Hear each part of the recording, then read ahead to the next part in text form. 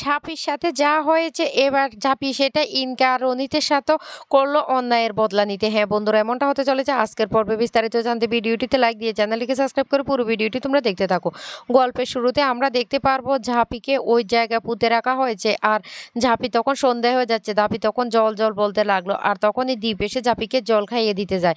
কিন্তু সেটা ছিল ঝাঁপির একটা স্বপ্ন, কারণ ওই জলটা সমুদ্র থেকে ঢেউ এসে ঝাঁপির মুখে পড়ছিল। ঝাঁপি তখন বলতে লাগলো, সর্বনাশ, জোয়ার এসে যাচ্ছে, এবার আমি কি করব? তাহলে কি আমি এখানে জলে ডুবে মারা যাব? আমি কি কোনোদিন এখান থেকে বেরোতে পারবো না? হে মা ছাড়া লক্ষ্মী, তুমি একটা পথ দেখাও আমাকে, আমি কি করে এখান থেকে মুক্ত হব? আমি তো নিজেই সেটা বুঝতে পারছি না। মা গো, তুমি আমাকে বাঁচাও। তখনই ঝাঁপির মনে পড়ে যায় দ্বীপের সাথে ঝাঁপি কিভাবে নাচ করেছিল, আর সেই মুহূর্তে মনে করে ঝাঁপি একটু স্বস্তি পায়। কিন্তু ঝাঁপি যখনই সে স্বপ্নটা ভেঙে যায়, ঝাঁপি তখন বলতে লাগলো, না না, আমাকে এখান থেকে বাঁচতেই হবে। আমি ওর মুখ থেকে এখনো ভালোবাসার কথাটা শুনিনি। আমি শুধু ওর মুখ থেকে আমাকে ভালোবাসে সেই কথাটা শোনার পরে আমি চলে যাব।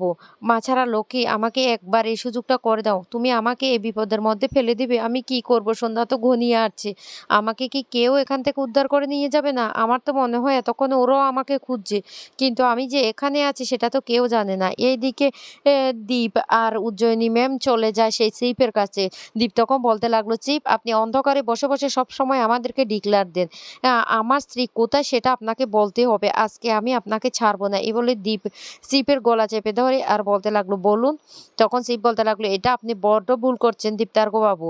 আপনার স্ত্রী কোথায় সেটা আমরা কি করে যাব? দীপ তখন বলতে লাগলো, কেন? আপনি তো সেই শুরু থেকে আমাকে হুমকি দিয়ে যাচ্ছেন যে আমি যেন আমার স্ত্রী থেকে দূরত্ব বজায় রাখি। তাহলে আপনারা যে কিছু করেন না সেটা কি করে বিশ্বাস করব? তখন চিফ বলতে লাগলো, শুনুন, আপনার স্ত্রীর কি হয়েছে বা উনি কোথায় আছেন সে সম্পর্কে আমরা কিছুই জানি না। তবে আপনি আমার সাথে আজকে যে কাজটা করছেন তার কিন্তু হিসাব আপনাকে দিতে হবে। আপনার স্ত্রী কোথায় আমরা কি করে বলবো? বলুন, আমরা কি করে বলবো? উজ্জয়িনী ম্যাম বারবার বলতে লাগলো, দীপদার বাবু, আপনার ভুল হচ্ছে, ভুল হচ্ছে, প্লিজ আপনি ওনাকে ছেড়ে দিন। কিন্তু দীপ কারো কথাই শুনে না। দীপ তখন বলতে লাগলো, ও বলুন, আমার স্ত্রী কোথায় বলুন। কিন্তু শিব বলতে লাগলো, আমি জানি না আপনার স্ত্রী কোথায়। আপনার স্ত্রী হয়তো ও ও কোথাও আছে, আর সেটা নিশ্চয় আপনাদের পরিবারের বা আপনাদের কাছের কেউ এই কাজটা করেছে। নিশ্চয় ওরা শত্রুতামি করে এই কাজটা করেছে। আমরা কেন আপনার স্ত্রীর পিছনে লাগতে যাব? আপনি বুঝতে পারছেন না কেন? তখন দীপের মনে পড়ে যায়। দীপ তখন বলতে লাগলো, ঠিক আছে, আমার স্ত্রীকে যতক্ষণ না পর্যন্ত খুঁজে পায় ততক্ষণ আমি আপনাদের কাউকে ছাড়বো না। এইদিকে উজ্জয়িনী ম্যাম বলতে লাগলো, দীপ্তার্ক বাবু কি যে শুরু করে দিয়েছে, উনি তো ঠিক কাজ করছেন না। উনি যেভাবে সিপের গলা চেপে ধরেছেন, ওর বদলা তো ওকে নিতে হবে। এবার আমি কি করব? সত্যি আমিও বুঝতে পারছি না। আর ঝাঁপি কোথায় আছে সেটাও তো বুঝতে পারছি না। ঝাঁপির কোনো ক্ষতি হয়ে যাক সেটা কিন্তু আমি কোনোদিন চাই না। কিন্তু এবার দীপ্তার্ক বাবুর কাজের উপর একটা যে সমস্যা হবে সেটা আমি স্পষ্ট বুঝতে পারছি। তারপরে দীপ বলতে লাগলো, আমি চলে যাচ্ছি। আমি আমার স্ত্রীকে খুঁজে বের করব। কিন্তু যতক্ষণ না খুঁজে পাই ততক্ষণ কিন্তু সন্দেহের তীরটা আপনাদের উপরে থেকে যাবে। আমার মাথা কাজ করছে না। আমি এখান থেকে যাচ্ছি। এই এই বলে দীপ যখন সেখান থেকে চলে যায়, শিব তখন বলতে লাগলো, এখন উনার মাথা ঠিক নেই। উনি উনার স্ত্রীকে নিয়ে ব্যস্ত। কিন্তু আমি এর বদলা নেব। এদিকে সন্ধে ঘনিয়ে আসছে। ঝাঁপি আস্তে আস্তে শরীরটা দুর্বল হয়ে যাচ্ছে। ঝাঁপি তখন বলতে লাগলো, আমি তো আর দম নিতে পারছি না। আমি কি করব? আমি কে করবে একা একা এই অন্ধকারে আমি কি করব? তখন আবার ঝাঁপি দীপকে দেখতে পায়। দীপ সামনে দাঁড়িয়ে আছে। দীপ বলতে লাগলো, তুই কি গল্প শুনবি? তোকে আমি একটা গান শোনাবো। ঝাঁপি তখন বলতে লাগলো, তুমি এসেছো? তুমি কি করে জানলে আমি এখানে আছি? তখনই দীপ একটা গান শুরু করে। ঝাঁপি গানটা শুনতে থাকে। আর ঝাঁপি তখন খুশি হতে থাকে আর বলতে লাগলো, তুমি আমাকে এখান থেকে বাঁচাও।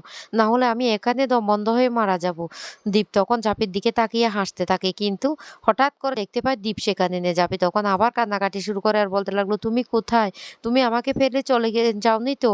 কোথায় গিয়েছো? দীপ, দীপ, আমাকে বাঁচাও, এই বলে চিৎকার করে। কিন্তু কোথাও কাউকে দেখতে পায় না। চারিদিকে পুরোটা অন্ধকার ঘনিয়ে আসছে। ঝাঁপি তখন বলতে লাগলো, আমি কিসের আওয়াজ শুনতে পাচ্ছি? কিসের আওয়াজ? দেখি তো। জঙ্গল এর দিকে তাকাতে তখন ঝাঁপি দেখতে পায় একটা বাঘ ঝাঁপির দিকে আসছে। ঝাঁপি তখন চিৎকার করে বলতে লাগলো, মা ছাড়া লোকে, তুমি আমাকে বাঁচাও।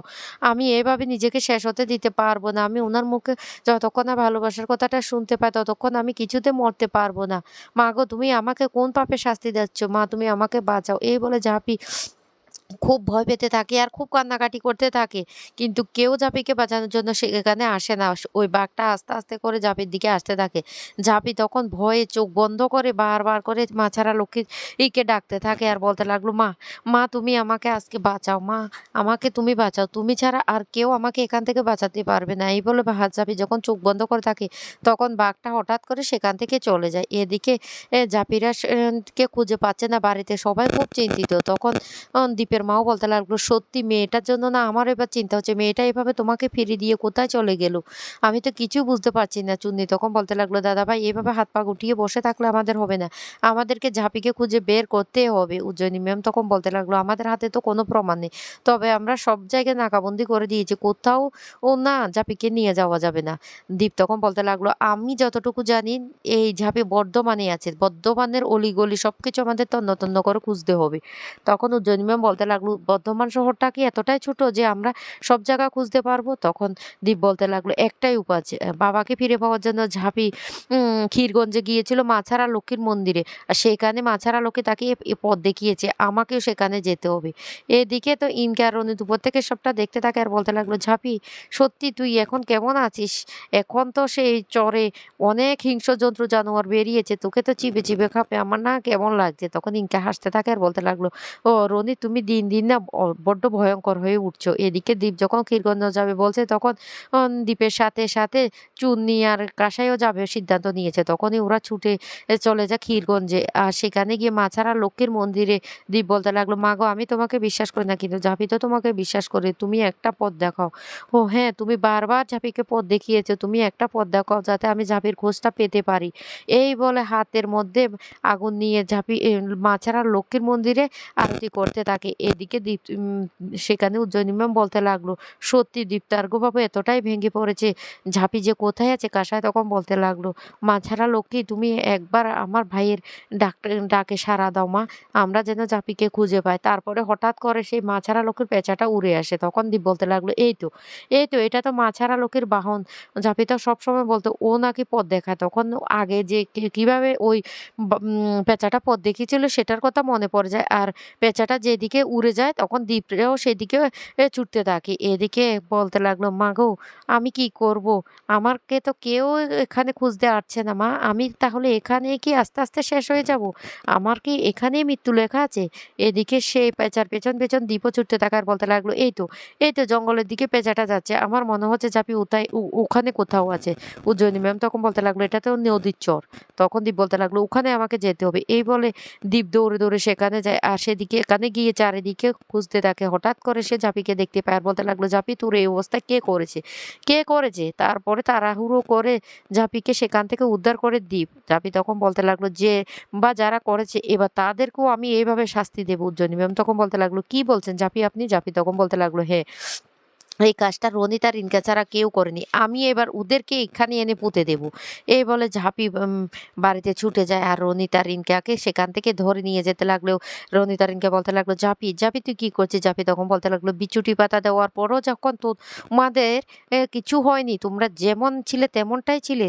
এবার দেখো তোমাদের অবস্থা কি করি।" এই বলে তাদেরকেও নদীর চরে নিয়ে আসে ঝাঁপি টানতে, টানতে আর বলতে লাগলো, "আমাকে যে দুর্বিষহ কষ্ট দিয়েছিলে আজকে তোমাদেরকেও আমি সেই কষ্টটা দেব।"